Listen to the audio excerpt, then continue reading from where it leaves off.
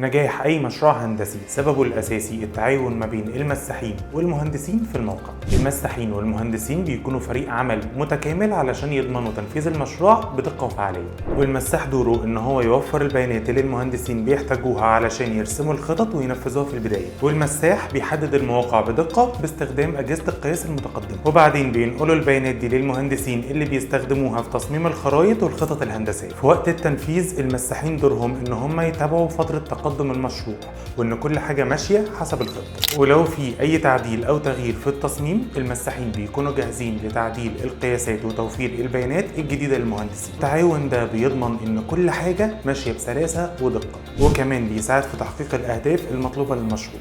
المساحين دورهم قياس المسافات وتحديد الأبعاد والمواقع بدقة عالية علشان يقدموا بيانات دقيقة للمهندسين تساعدهم في التخطيط واتخاذ القرارات الهندسية اللازمة. المهندسين بيستخدموا البيانات اللي بيقدموها المساحين في تحليل الأرض وتصميم الهياكل، وبيعتمدوا على المساحين في تنفيذ الخطط وكمان إن هم بينفذوها بالطريقة المطلوبة. والتواصل المستمر بيساعد في حل المشكلات سواء كانت تقنية أو هندسية ممكن تحصل خلال فترة التنفيذ. التعاون ما بين المهندسين والمساحين بيساهم بشكل كبير في نجاح المشاريع الهندسية وضمان تنفيذها بأعلى جودة.